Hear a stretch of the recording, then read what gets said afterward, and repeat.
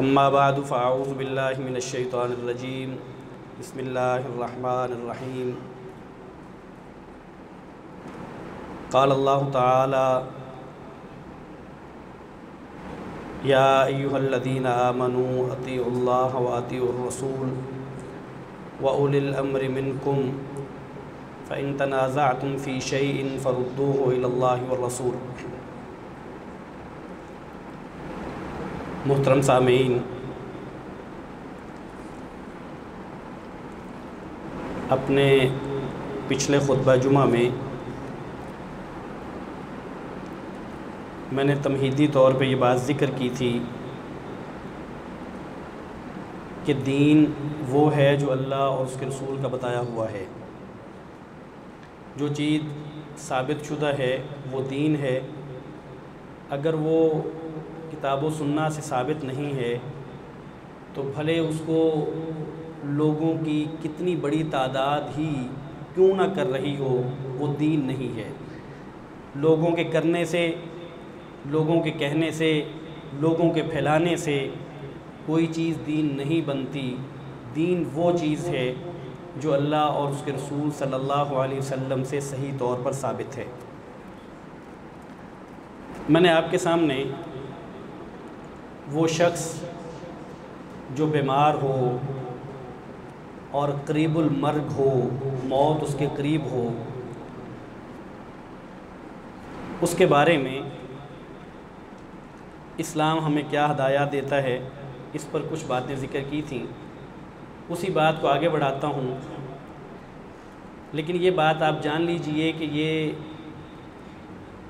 جو بات ہے یہ میت کے بارے میں نہیں ہے۔ یعنی میرے موضوع میں میت کے ساتھ کیا ہوتا ہے، میت کی جان جب نکلتی ہے تو کیا ہوتا ہے، اور اس کے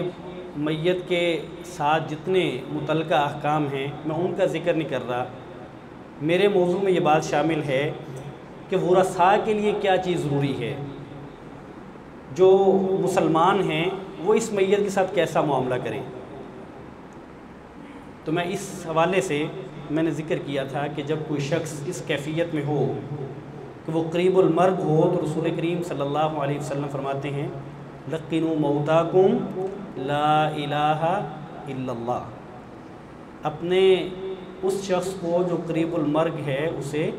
لا الہ الا اللہ کی تلقین کرو۔ اور وہ احادیث جن میں سورہ یاسین پڑھنے کا ذکر ہے وہ سند کے اعتبار سے درست نہیں ہے، لہٰذا ان تمام اعمال سے ہمیں بچنا ہے جو ثابت شدہ نہیں ہے۔ اور اسی طرح رسول کریم صلی اللہ علیہ وسلم نے فرمایا من کان آخر کلامہ لا الہ الا اللہ دخل الجنہ، کہ جس شخص کا آخری کلمہ، آخری بات لا الہ الا اللہ ہوگی وہ جنت میں داخل ہوگا۔ اب اگر ایک شخص فوت ہو جاتا ہے تو جو پاس موجود لوگ ہیں، جو ورثاء ہیں، وہ کیا کریں؟ رسول کریم صلی اللہ علیہ وسلم فرماتے ہیں اذا حضرتم موتاکم فاغمضوا البصر، کہ جب تم کسی ایسے شخص کے پاس موجود ہو جو فوت ہو چکا، آپ کے سامنے فوت ہوا، تو کیا کرو؟ اس کی آنکھیں بند کر دو۔ مرنے والے شخص کی آنکھیں بند کر دو، اس لیے کہ وہ آنکھیں کھلی ہوتی ہیں۔ رسول کریم صلی اللہ علیہ وسلم فرماتے ہیں فَإِنَّ الْبَصَرَ يَتْبَعُ الرُّوحَ، کہ جو آنکھیں ہیں وہ روح کے پیچھے چلتی ہیں۔ یعنی روح جب نکل کے آسمان کی طرف جاتی ہے تو وہ اس کا پیچھا کرتی ہیں، وہ اس کو دیکھتی ہیں۔ تو گویا کہ آنکھیں کھلی ہوتی ہیں، تو جو پاس موجود ہیں ان کے لیے ضروری کیا ہے کہ وہ آنکھیں بند کر دیں۔ اور رسول کریم صلی اللہ علیہ وسلم کا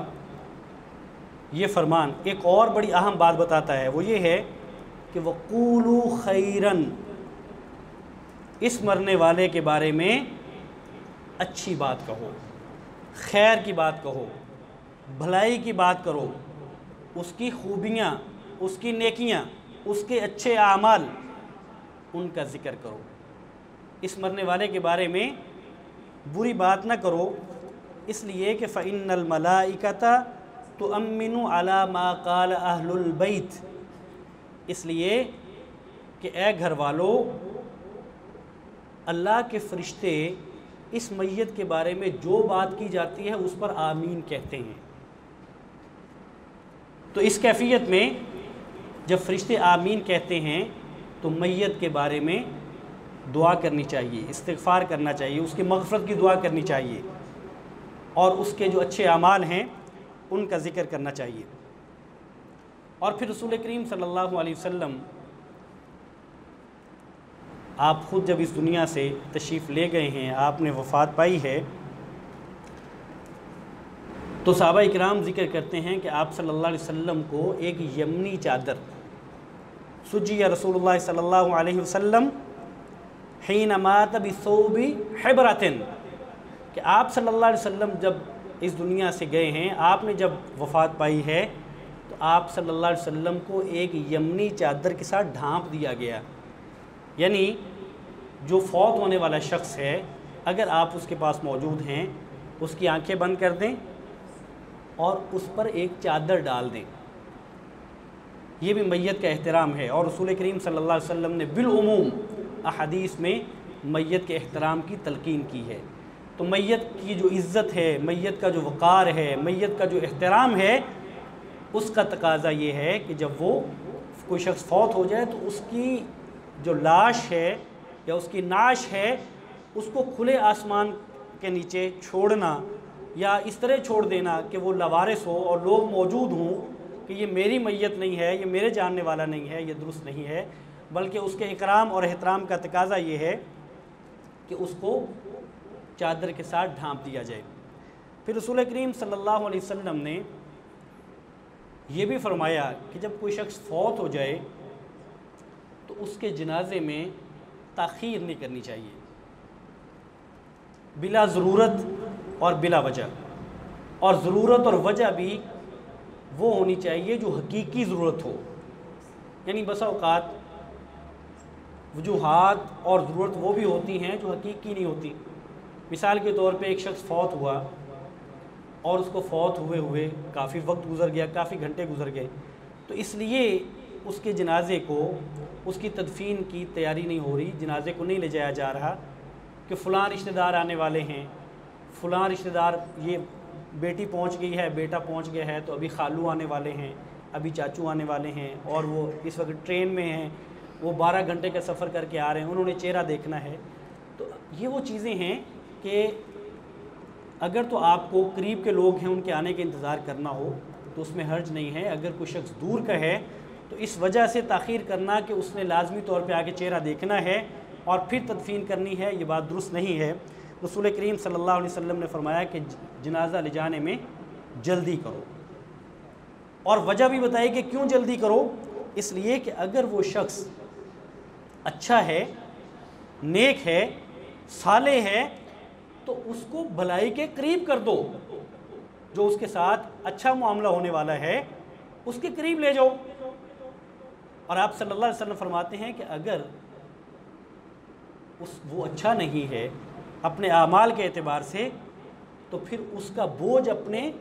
کندھوں پہ زیادہ دیر نہ رکھو، اس بوجھ کو اتار دو۔ اچھا ہے تو بھی اور اپنے اعمال کے اعتبار سے اچھا نہیں ہے تو بھی، دونوں صورتوں میں اس کا اپنی منزل کی طرف جلدی جانا ہی بہتر ہے۔ تو رسول کریم صلی اللہ علیہ وسلم فرماتے ہیں کہ تدفین کرنے میں، جنازہ اٹھانے میں، جنازہ لے جانے میں جلدی کرنی چاہیے، اس میں تاخیر کرنا یہ درست عمل نہیں ہے۔ اور پھر ایک اہم بات جو دین ہمیں بتاتا ہے وہ یہ ہے کہ جب آپ کو کوئی شخص آپ بتاتے ہیں، اور بتانے میں کوئی حرج نہیں ہے، یعنی آپ موت کی خبر دیتے ہیں، اپنے کسی عزیز کی، کسی جاننے والے کی اور کسی مسلمان کے فوت ہو جانے کی خبر دینا یہ درست عمل ہے، اس میں کوئی حرج نہیں ہے۔ آپ بتا سکتے ہیں کہ فلاں شخص جو ہے وہ فوت ہو گئے، اور یہ رسول کریم صلی اللہ علیہ وسلم سے ثابت ہے کہ جب نجاشی فوت ہوئے ہیں تو آپ صلی اللہ علیہ وسلم نے اپنے صحابہ کو نجاشی کے فوت ہونے کی خبر دی، یہ درست ہے۔ لیکن بات یہ ہے کہ جب خبر پہنچے، جب خبر ملے کہ فلاں شخص، فلاں عزیز، بہن، بھائی، بیٹا، والد، کوئی دوست، رشتہ دار، استاذ فوت ہو گیا ہے، تو ایک مومن کا رویہ کیا ہوتا ہے؟ الذین اذا اصابتہم مصیبہ قالوا انا للہ و انا الیہ راجعون۔ مومن وہ ہے کہ جب اس کو مصیبت پہنچتی ہے، جب اس کو دردناک خبر موصول ہوتی ہے، جب اس پر کوئی آزمائش آتی ہے، تو وہ کیا کہتا ہے؟ انا للہ و انا الیہ راجعون۔ یہ ایک مومن کا رویہ ہے۔ وہ جزا فضا نہیں کرتا، وہ روتا پیٹتا نہیں ہے، بین نہیں کرتا، واویلا نہیں مچاتا۔ رسول کریم صلی اللہ علیہ وسلم فرماتے ہیں لیس منا من ضرب الخدود وشق الجیوب ودعا بدعوى الجاہلیت الاولی۔ فرمایا وہ شخص ہم میں سے نہیں ہے۔ شارحین نے اس کے دونوں معنی کیے ہیں، ہم میں سے نہیں ہے، مسلمان نہیں ہے، میری امت میں سے نہیں ہے، اور ایک معنی اس کا یہ ہے کہ وہ میرے راستے پر نہیں ہے، میری سنت پر نہیں ہے، میرے طریقے پر نہیں ہے۔ لیس منا، وہ ہم میں سے نہیں ہے، ہمارے طریقے پر نہیں ہے، ہماری سنت پر نہیں ہے۔ من ضرب الخدود، جو اپنے چہرے پیٹتا ہے، وشق الجیوب، جو اپنے گریبان پھاڑ دیتا ہے، ودعا بدعوى الجاہلیت الاولی، اور وہ جاہلیت کی سی پکارتا ہے، بین کرتا ہے، وویلا مچاتا ہے۔ اور یہ ہمارے خاص طور پہ برصغیر پاک و ہند میں، اور خاص طور پہ برصغیر پاک و ہند کے جو دیہاتی ہمارا ایریا ہے، وہاں یہ رسول کریم صلی اللہ علیہ وسلم کے اس فرمان کی نافرمانی کثرت سے ہوتی ہے۔ خواتین روتی ہیں، مرد تو کم روتے ہیں، خواتین زیادہ روتی ہیں، بین کرتی ہیں، اور وہ جملے منہ سے نکالتی ہیں جو کسی طور پہ ان کے لیے مناسب نہیں تھے۔ حتیٰ کہ بسا اوقات دیکھیں کوئی شخص فوت ہو جائے تو فوت ہونے والے کے لیے افسوس کرنا اور افسوس کا اظہار کرنا، غمگین ہونا، اس پر غم کرنا اور غم کا ہونا، یہ ایک فطری امر ہے، اس میں کوئی حرج نہیں ہے۔ رسول کریم صلی اللہ علیہ وسلم کے بیٹے ابراہیم جب فوت ہوئے ہیں تو آپ صلی اللہ علیہ وسلم نے کیا فرمایا؟ ان العین تدمع، کہ آنکھیں بہتی ہیں، والقلب یحزن، اور دل غمگین ہے۔ آنکھوں کا بہنا، دل کا غمگین ہونا، یہ ایک فطری امر ہے، اس میں کوئی حرج نہیں ہے۔ اور جب آپ صلی اللہ علیہ وسلم کی بیٹی فوت ہوئی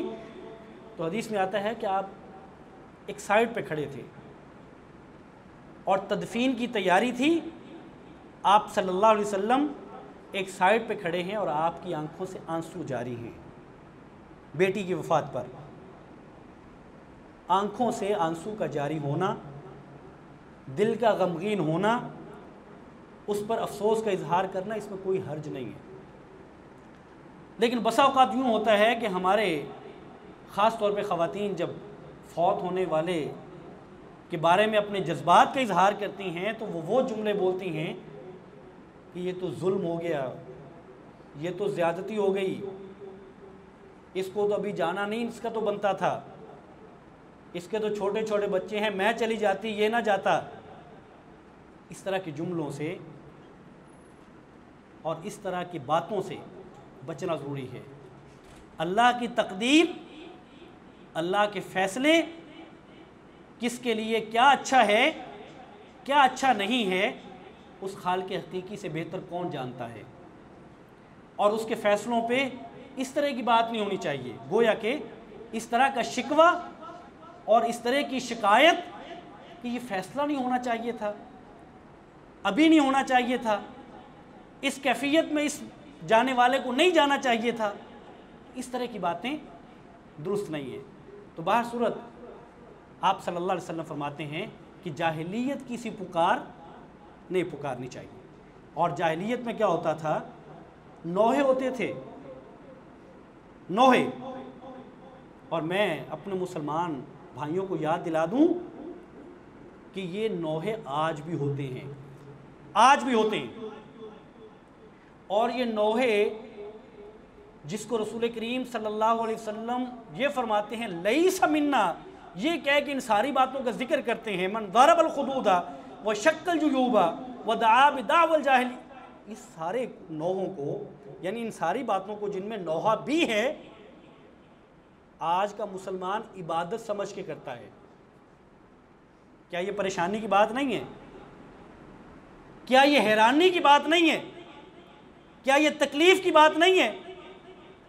کہ جس چیز سے رسول کریم صلی اللہ علیہ وسلم منع فرمائیں، ایک ہے مسلمان اس کا ارتکاب کرے، اور وہ ارتکاب کرے یا ارتکاب اس سے ہو جائے، وہ کرنا نہیں چاہتا تھا، غمگین تھا، وہ ہو گیا. ایک یہ ہے کہ باقاعدہ اس کا اہتمام کرے، باقاعدہ نوحے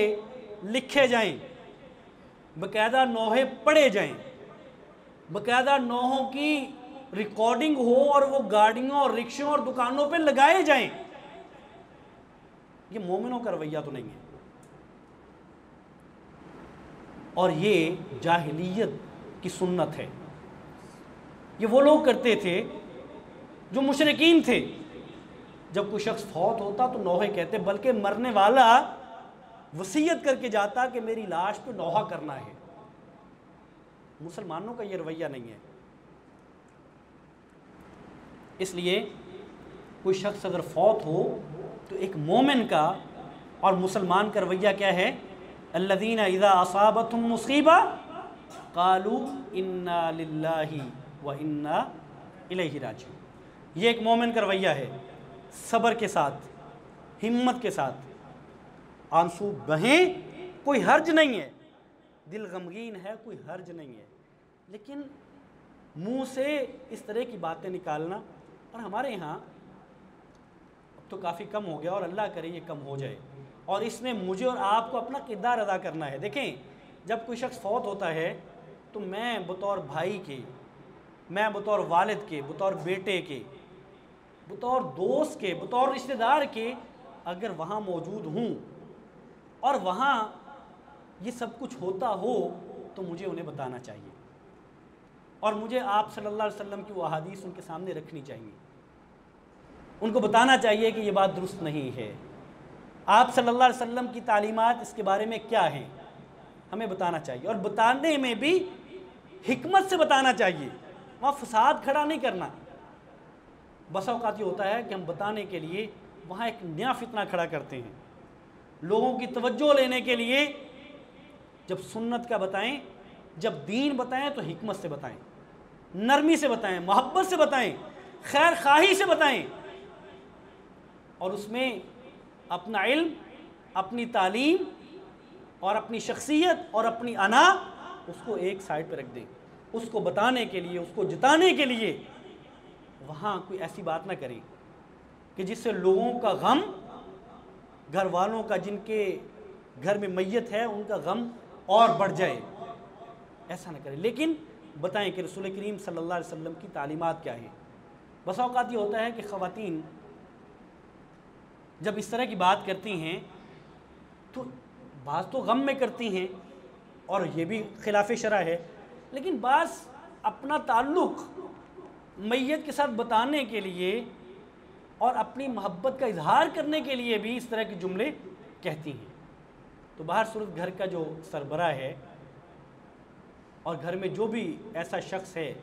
جو اثر و رسوخ رکھتا ہے تو وہ محبت سے اس بات سے منع کرے کہ یہ خلاف سنہ ہے.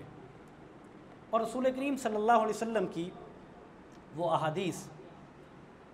آپ صلی اللہ علیہ وسلم فرماتے ہیں کہ ان المیت لا يعذب ببکاء اہلہ علیہ. آپ صلی اللہ علیہ وسلم فرماتے ہیں کہ میت کو اس کے گھر والے جو ہیں ان کے رونے کی وجہ سے اس کو عذاب دیا جاتا ہے. اس طرح کی اور احادیث ہیں. حضرت عمر رضی اللہ تعالیٰ عنہ جب زخمی ہوئے، جب خنجر لگا اور زخمی ہوئے تو حضرت صہیب رونے لگے رضی اللہ تعالیٰ عنہ، اور فرمانے لگے اے میرے بھائی، اے میرے دوست، اور رونے لگے۔ تو عمر فاروق رضی اللہ تعالیٰ عنہ فرمانے لگے کہ صہیب تم مجھ پر روتے ہو؟ حالانکہ رسول کریم صلی اللہ علیہ وسلم نے فرمایا ہے کہ گھر والے جب روتے ہیں تو میت کو ان کے رونے کی وجہ سے عذاب ہوتا ہے۔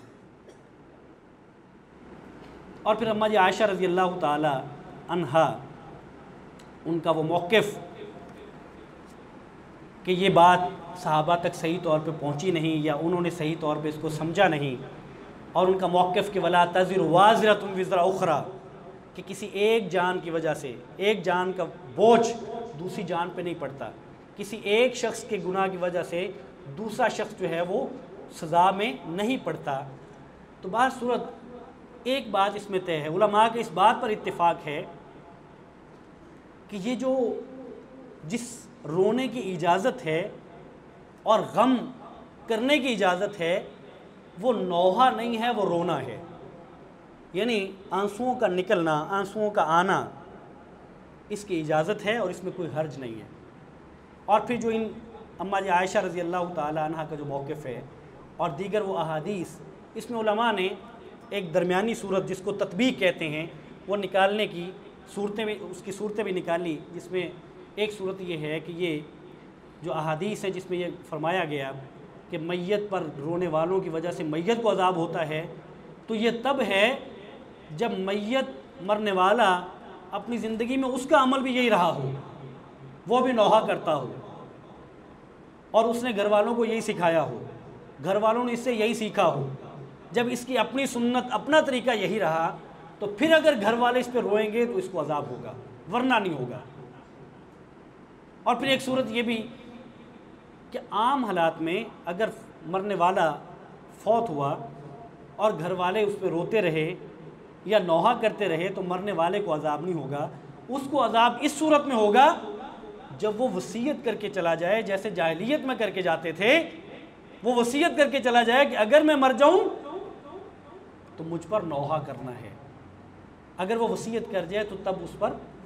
عذاب ہوتا ہے۔ تو بہر صورت اس بحث سے ہٹ کے جو میرے اور آپ کے سمجھنے کی بات ہے وہ یہ ہے کہ جب ہم کسی اپنے عزیز کی، کسی جاننے والے کی موت کی خبر سنیں تو ہمارا رویہ یہ ہونا چاہیے انا للہ و انا الیہ راجعون، صبر کے ساتھ، ہمت کے ساتھ۔ اور آپ نے سن رکھا ہے آپ صلی اللہ علیہ وسلم نے کیا فرمایا تھا اس خاتون کو جو قبرستان میں رو رہی تھی، اور جب آپ پاس سے گزرے تھے اور جب اس نے آپ کے بارے میں کچھ کلمات کہے اور واپس آئی تو آپ نے کیا فرمایا تھا کہ صبر کیا ہے کہ جب آپ کو صدمہ پہنچے تو صدمہ پہنچتے ہی جو آپ ضبط کرتے ہیں، جو اپنے آپ پہ کنٹرول کرتے ہیں، اس کو صبر کہتے ہیں۔ تو اسلام ہمیں یہ کہتا ہے کہ اس صورت میں آپ صبر کا مظاہرہ کریں۔ اور رسول کریم صلی اللہ علیہ وسلم کی وہ حدیث مبارکہ جس میں آپ فرماتے ہیں، آپ صلی اللہ علیہ وسلم فرماتے ہیں کہ مال عبد المؤمن اندی جزاء، کہ میرے پاس اپنے مومن بندے کے لیے اس کے علاوہ کوئی جزا نہیں ہے، اذا قبضت صفیہ من اہل الدنیا، جب دنیا والوں میں سے اس کی کوئی عزیز ترین جس سے اس کو بڑی محبت تھی اس کو اللہ تعالیٰ اپنے پاس لے جاتا ہے اور وہ اس پر صبر کرتا ہے تو اور ثواب کی امید رکھتا ہے، تو آپ صلی اللہ علیہ وسلم فرماتے ہیں کہ اللہ تعالیٰ فرماتے ہیں کہ میرے پاس اس اپنے مومن بندے کے لیے جو اللہ سے ثواب کی امید رکھتے ہوئے اپنی قیمتی ترین چیز جو اللہ نے اپنے پاس اللہ لے گئے ہیں اس پر صبر کرتا ہے، تو اللہ تعالیٰ فرماتے ہیں کہ میرے پاس اپنے اس مومن بندے کا اجر سوائے جنت کی اور کچھ نہیں ہے۔ یہ معمولی بات نہیں ہے، گویا کہ وہ شخص، اب دیکھیں نا، بیٹا، جوان بیٹا ہے، بیٹی، اہلیہ، شوہر، بھائی، والد، عزیز و اقارب ہیں، قیمتی ہیں، ایک جذباتی تعلق ہے، خون کا رشتہ ہے۔ جب یہ رشتہ گویا کہ ایک طرح سے ٹوٹتا ہے، ٹوٹنا اس معنی میں کہ یہ شخص فوت ہو جاتا ہے تو دھچکا تو لگتا ہے، انسان کو دنیا خالی خالی تو لگتی ہے، وہ اپنے آپ کو تنہا محسوس تو کرتا ہے۔ اب عمل دو ہی ہیں، ایک یہ ہے کہ وہ اس پہ جزا فضا کرے، وہ اس پہ روئے پیٹے، اس پہ وویلا کرے، بیان کرے اور لوگوں کو اپنی محبت اور اس کا اظہار کرے، اور ایک یہ ہے کہ وہ صبر کرے کہ اللہ کا فیصلہ ہے اور اللہ کے فیصلے پر جو اللہ کا حکم ہے میں اس کے مطابق کرتا ہوں، اور وہ یہی ہے۔ آپ صلی اللہ علیہ وسلم نے یہی فرمایا تھا جب ابراہیم فوت ہوئے ہیں، آپ صلی اللہ علیہ وسلم کے بیٹے، تو آپ صلی اللہ علیہ وسلم نے کیا فرمایا تھا؟ ان العین تدمع وان القلب يحزن ولا نقول الا ما يرضى ربنا۔ اگرچہ آنکھیں بہہ رہی ہیں، اگرچہ دل غم سے بھرا ہوا ہے، ولا نقول الا ما يرضى ربنا، لیکن ہم زبان سے، منہ سے کوئی جملہ نہیں نکالیں گے سوائے اس کے جس پر ہمارا رب راضی ہو۔ جو بات کہنے پہ، جو عمل بجا لانے پہ ہمارا رب راضی ہے ہم وہی کریں گے، اس کے علاوہ ہم کچھ نہیں کریں گے۔ رسم کیا ہے ہمیں اس سے کوئی غرض نہیں ہے، لوگ ہمارے بارے میں کیا کہتے ہیں ہمیں کوئی غرض نہیں ہے، ہمیں غرض اس بات سے ہے کہ ہمارا رب ہمیں کیا کہتا ہے، ہمارا رب کس بات پہ راضی ہے تو وہ صبر کرنے پہ راضی ہے، وہ انا للہ و انا الیہ راجعون کہنے پہ راضی ہے، اور وہ ذات یہ کہتی ہے کہ میں جنت، اس بندے کی جزا میرے پاس جنت ہے جو مجھ پر ثواب کی امید کرتے ہوئے صبر کر لیتا ہے۔ تو بہر صورت اس مضمون کو، یہ مجھے نہیں لگتا کہ یہ اگلے کچھ 4-6 جمعے ختم ہوگا، بہر صورت میں جب جمعہ پڑھاؤں گا تو انشاءاللہ اپنے اس مضمون کو جاری رکھوں گا۔ اللہ تعالیٰ مجھے اور آپ کو توفیق عطا فرمائے کہ ہر وہ کام کریں جو اللہ اور اس کے رسول کی منشا کے مطابق ہے، جو اللہ اور اس کے رسول کے طریقے کے مطابق ہے، جو آپ صلی اللہ علیہ وسلم کی سنت کے مطابق ہے، اور ہر اس کام سے باز آ جائیں، رک جائیں، بھلے اس کو آپ کی فیملی، آپ کا خاندان، آپ کے دوست احباب اور کثرت سے کرنے والے لوگ ہی کیوں نہ ہوں، اگر وہ سنت نہیں ہے تو وہ نہ کریں۔ اللہ تعالیٰ مجھے اور آپ کو توفیق عطا فرمائے۔ وآخر دعوانا الحمدللہ رب العالمین۔